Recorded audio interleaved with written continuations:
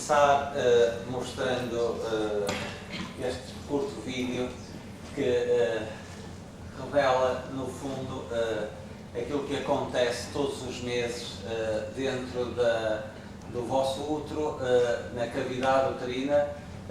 Sabemos que dentro da cavidade existe um forro, existem duas camadas desse forro, e temos aqui aquela camada funcional com as glândulas tubulares uterinas endometriais a libertar a menstruação. E porquê começar com este vídeo? Porque provavelmente tudo que irei falar a seguir, talvez tudo que falaremos hoje, terá origem aqui na cavidade uterina e terá alguma relação com o que acontece aqui. Desta forma, queria dar-vos bom dia, cumprimentar todas as pessoas presentes, agradecer à organização a oportunidade que me deu para estar aqui hoje a falar um pouco convosco e a partilhar sobre algo que tem sido bastante importante para mim desde uma fase precoce da minha formação. Tenho investido bastante no estudo e no tratamento, que é a endometriose. Só para delimitar um pouco aquilo que irei falar então da clínica, dos sintomas da endometriose, dos achados que nós encontramos ao exame físico, ao exame ginecológico, e de seguida do diagnóstico. O que é que fazemos para chegar ao diagnóstico? Aquela imagem inicial não foi por acaso, aquele iceberg com aquele ponto de interrogação, porque, como irão ver, existem ainda muitas dúvidas. Todos os estudos começam por dizer que a endometriose é uma doença enigmática. Também, quando falo sobre esta temática, mostro sempre este slide, esta publicação de 2006, que refere-se à doença como algo que provoca dor durante a menstruação e considera-se que é normal. Será que é normal? E não se procura saber o que provoca essas dores durante a menstruação. Todos os anos são publicadas centenas de textos e artigos acerca da doença, acerca da patologia. Como podem ver, quase 20 mil publicações.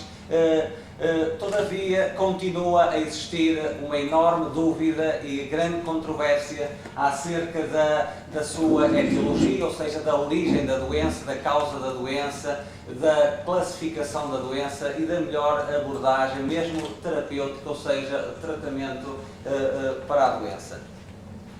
Apenas como nota introdutória, queria dizer-vos, afinal, o que é endometriose? Qual é a sua definição? Consiste então na presença de glândulas ou estroma endometriais. Estão a ver aqui o útero. Este forro que reveste a cavidade uterina tem as glândulas e estroma fora da cavidade ou musculatura uterinas, ou seja, extrauterinas.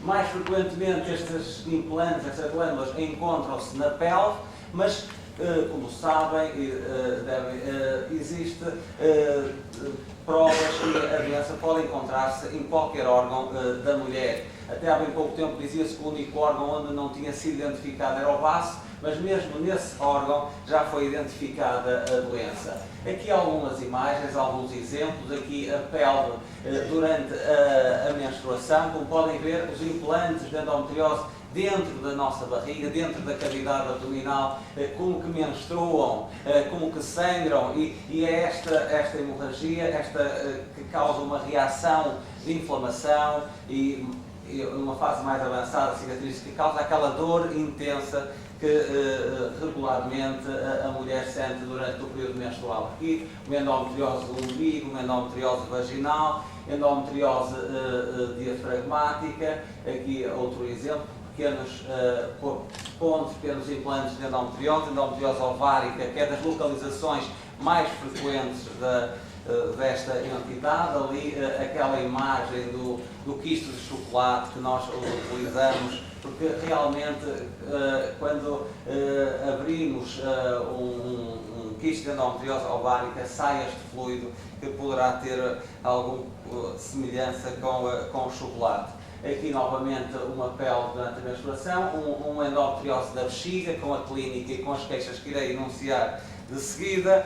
Endometriose no diafragma novamente, mas aquilo que eu queria, antes de mais, que ficassem com a ideia, são estes conceitos. A endometriose é uma doença relativamente comum, como vão perceber na prevalência que irei mostrar. É uma doença benigna, salvo raríssimas exceções. É uma doença crónica, é uma doença que está dependente da estimulação estrogénica, ou seja, ela acontece durante a idade reprodutiva da mulher, é muito rara antes do início da menstruação, que nós chamamos menarca, e muito rara após a menopausa, salvo se a mulher estiver a fazer terapia hormonal de substituição. E estes eram os conceitos que eu gostava que ficassem, antes de mais, nesta fase. Existem várias formas de endometriose, há quem classifica em 3 formas basicamente. A endometriose peritoneal, entre aspas, talvez a menos severa. Quando falamos em peritoneal, peritoneu é aquela membrana que reveste o interior da barriga, onde caem os tais, onde residem os tais implantes de endometriose. Temos endometriose ovárica e fala-se cada vez mais desta endometriose profunda ou endometriose infiltrativa, que está 5 mm abaixo da tal membrana do tal peritoneu que vos falei e que causa lesões muito mais severas, muitas vezes nódulos retrovaginais, que podem envolver a bexiga, podem envolver os ureteres, podem envolver o intestino. Muitas vezes, face à forma e às dimensões, até chamamos de tumores benignos relacionados com esta endometriose profunda. Em relação à prevalência, ou seja, qual o real número de doentes com endometriose, mulheres com endometriose existente? A prevalência, ou seja, o número exato é desconhecido. Porquê? Porque muitas vezes os sintomas são diversos, são inespecíficos e muitas doentes são portadoras sem ter sintomas. Como vão ver, até 30% são assintomáticas. Porém, conseguimos ter algum valor, alguma estimativa, apoiados nos dados que vamos obtendo das cirurgias que se vão fazendo, das laparoscopias que se vão fazendo. Portanto, ela existe em 1% das cirurgias ginecológicas major, até 7% das laqueações que se vão fazendo, e isto foi publicado, revelaram que existia endometriose naquelas doentes, até 30% das laparoscopias por dor pélvica, até 50% quando se fazia laparoscopia por infertilidade e 50% dos adolescentes que eram submetidas a laparoscopia por dor pélvica. Outro dado epidemiológico que foi evidenciado neste estudo e que nos poderá eventualmente fazer pensar e poderá explicar o aumento da incidência da doença, tem a ver que a gravidez tardia aumenta o risco de endometriose. Portanto, o problema principal da endometriose é que ela muitas vezes é subdiagnosticada, é subtratada e, como vos falei, a incidência chega a ser 1 em cada 10 mulheres. Há estudos que falam entre 6% a 10%, há outros estudos que são um bocadinho mais, falam até 15% das mulheres, ou seja, é uma doença comum que devemos preocupar-nos com ela e tentar abordá-la da melhor forma.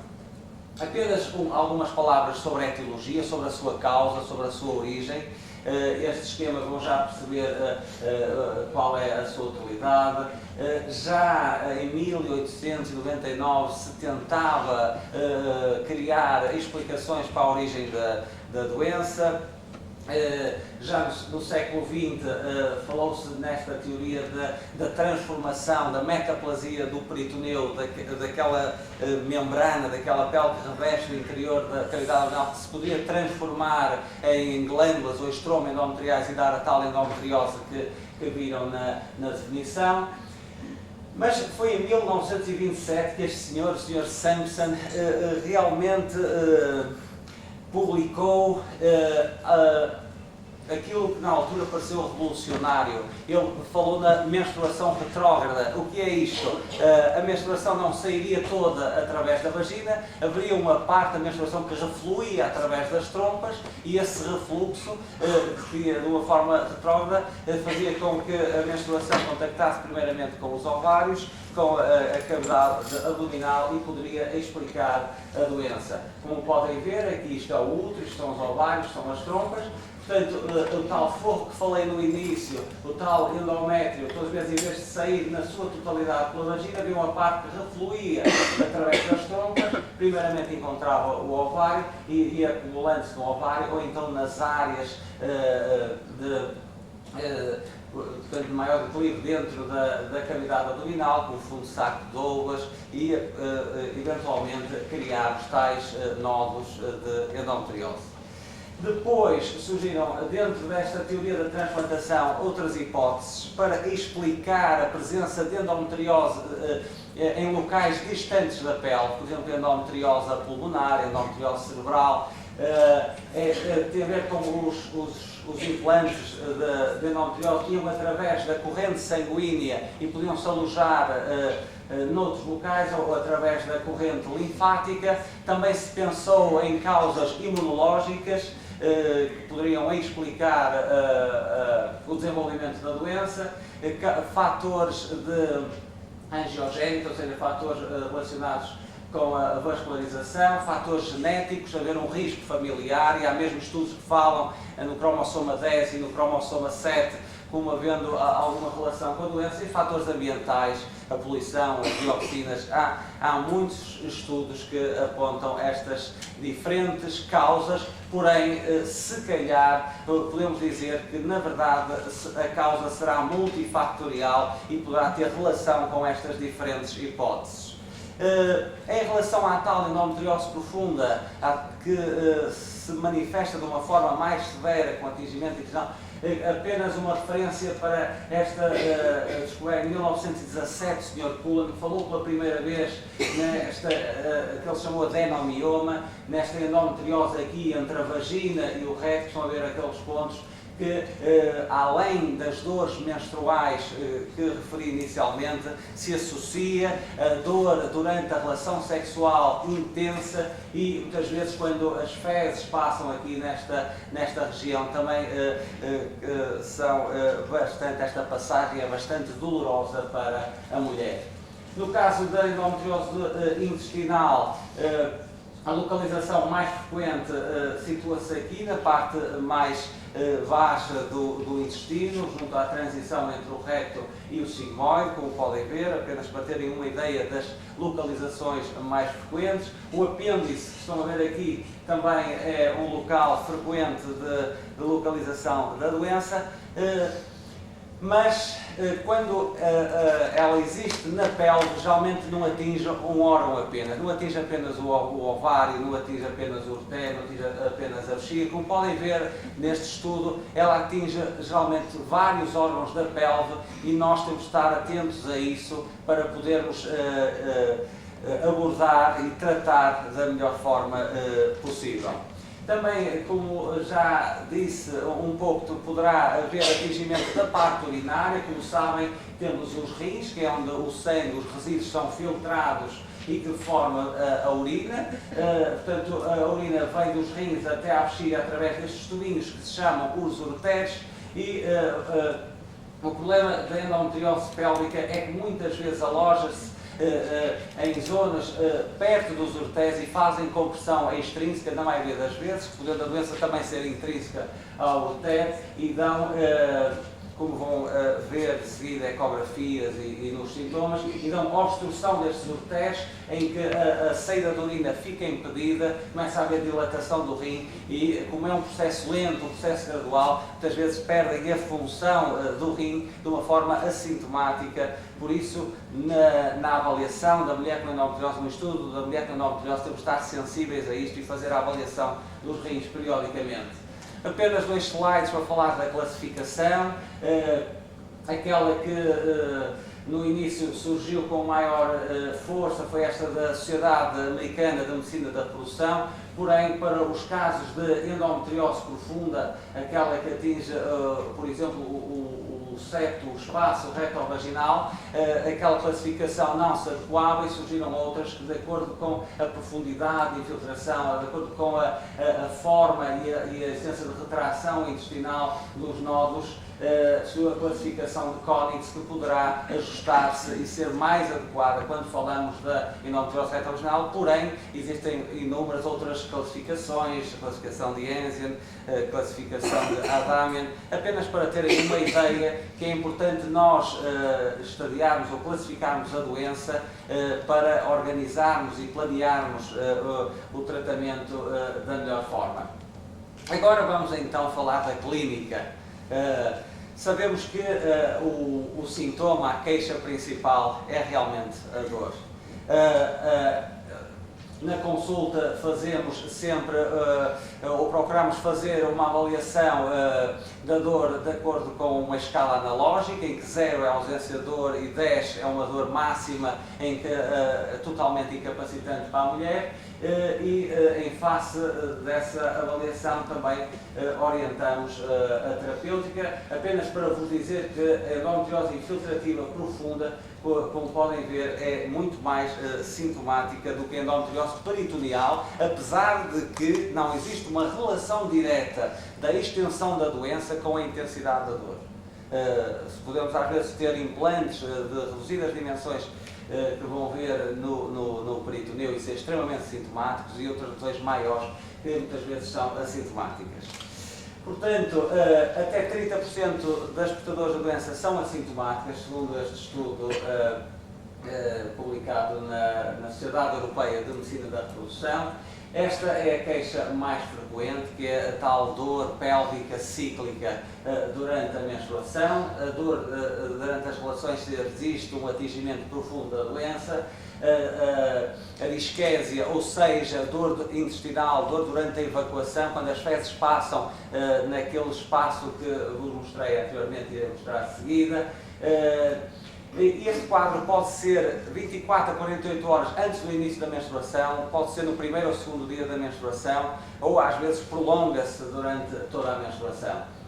Existem também outros sintomas associados que nos devem chamar a atenção, como a obstipação, como a diarreia, a distensão abdominal e a retorragia. O que é a retorragia? É perda de sangue, que muitas vezes ocorre durante a menstruação. A mulher pensa que é uma fissura, que é uma hemorroide, e é preciso estar atento, porque se acontecer periodicamente durante a menstruação, poderá haver uma endometriose intestinal, e quando existe este sintoma, muitas vezes a endometriose atravessa toda a parede do intestino, o que poderá condicionar uma abordagem terapêutica, neste caso cirúrgica, mais radical.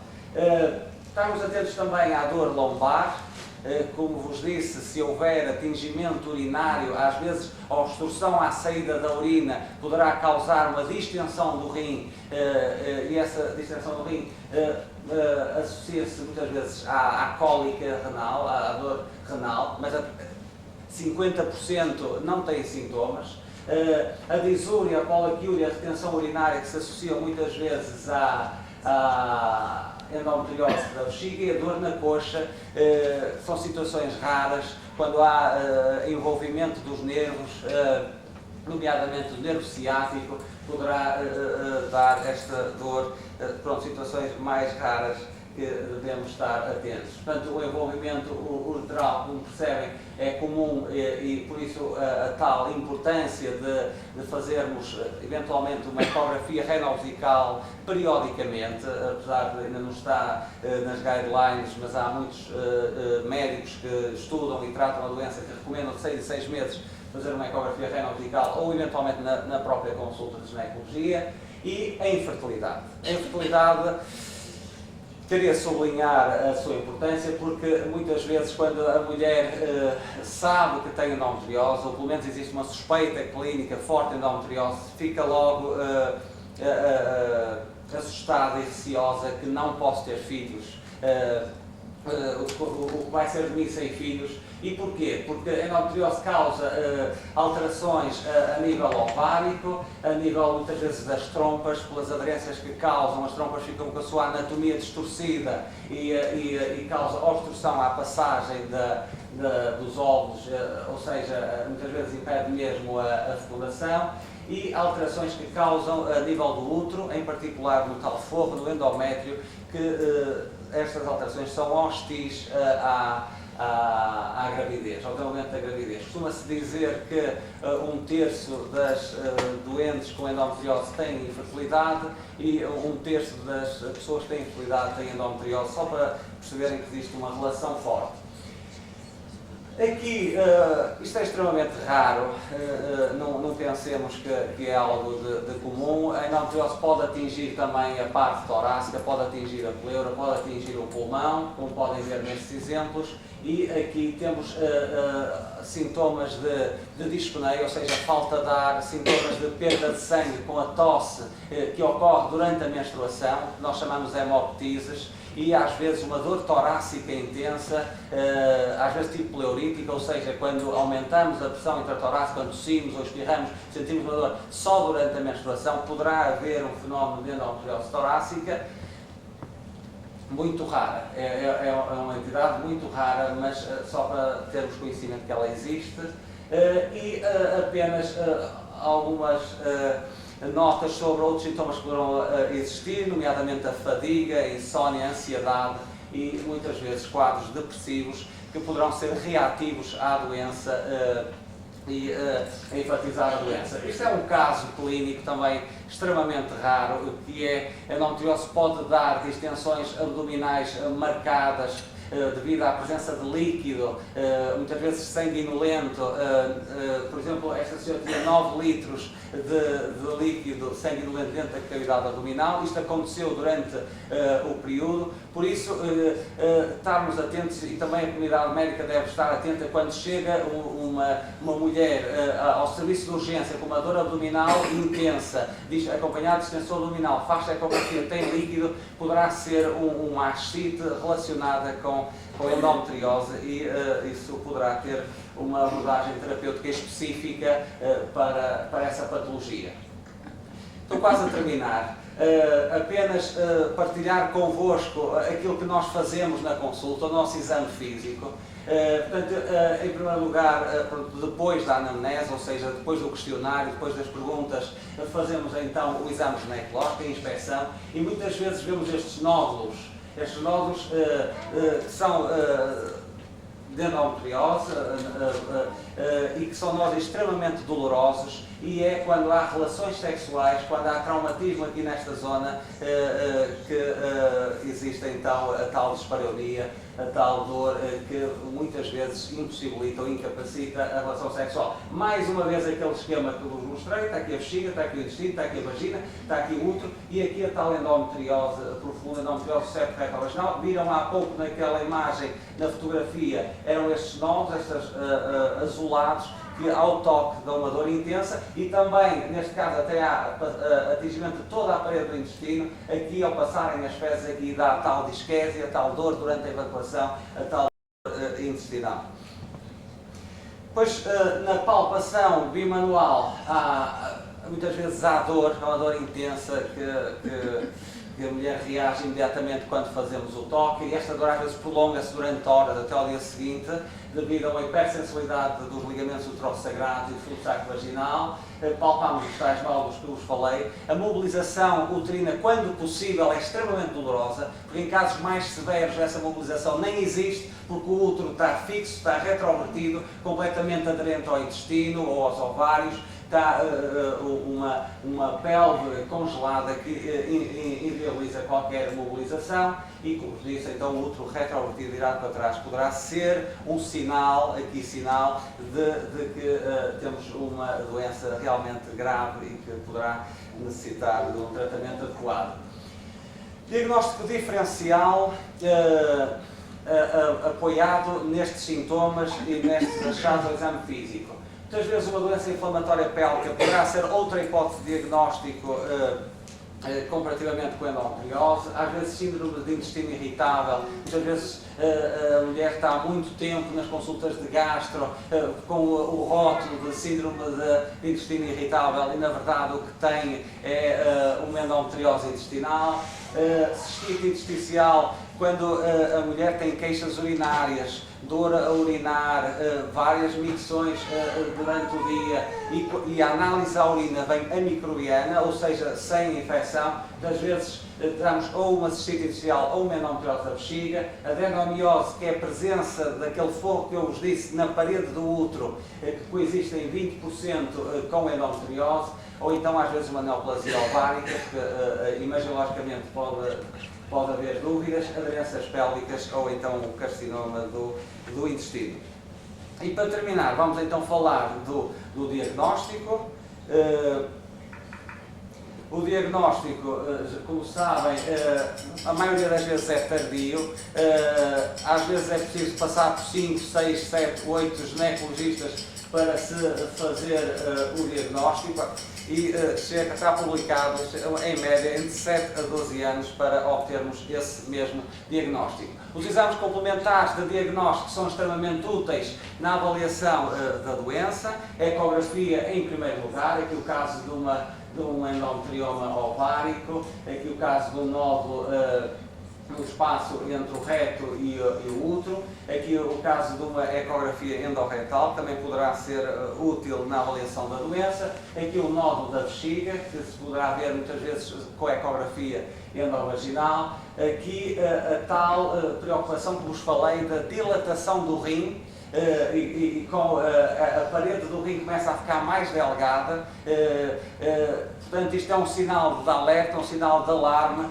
que nos poderá e deverá fazer pensar que existe uma obstrução ajusante do rim que causará esta dilatação e se não estivermos atentos, se não tratarmos o quanto antes, poderá haver perda da função daquele rim.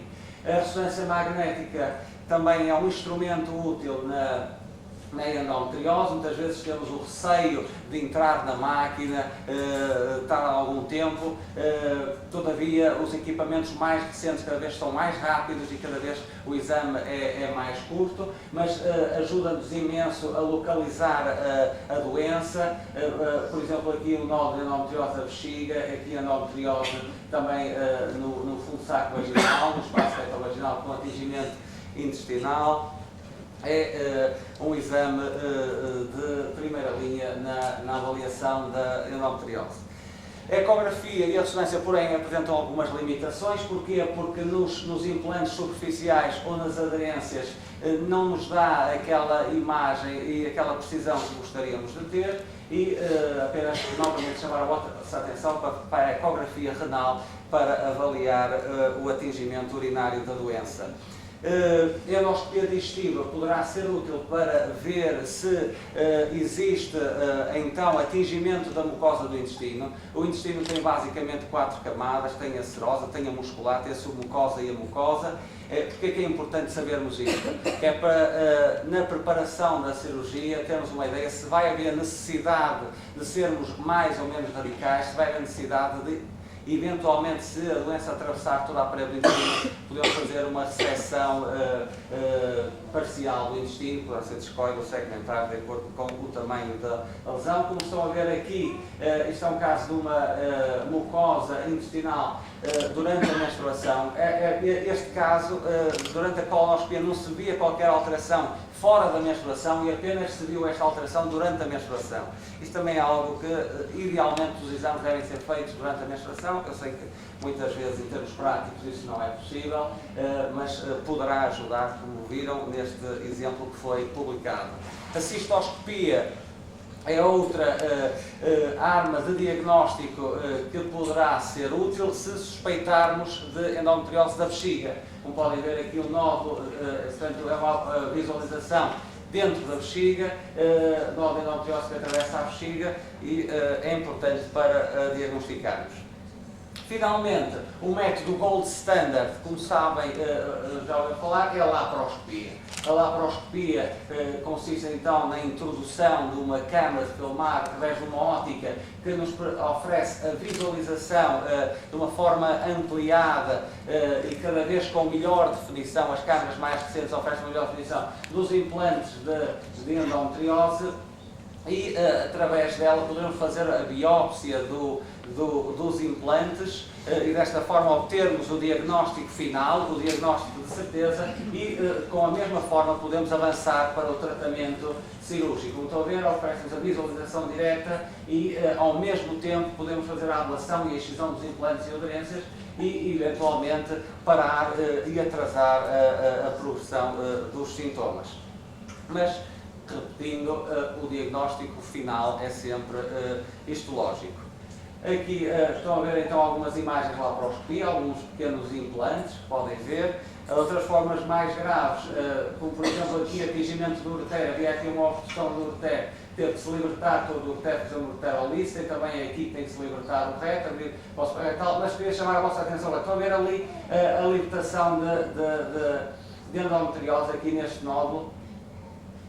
A laparoscopia é, na verdade, uma forma excelente e talvez a melhor para diagnosticar e abordar terapeuticamente a doença. Em conclusão, apenas, no fundo, vincar o que já foi dito. São dores fortes durante a menstruação que levam as mulheres ao médico e sabermos ouvir as suas queixas sem as desvalorizar é fundamental para diagnosticar a endometriose que atinge 6 a 10% das mulheres em idade fértil. O atraso no diagnóstico, apesar de tudo, continua a ser recorrente e estima-se que 1/3 das mulheres com endometriose desenvolva infertilidade.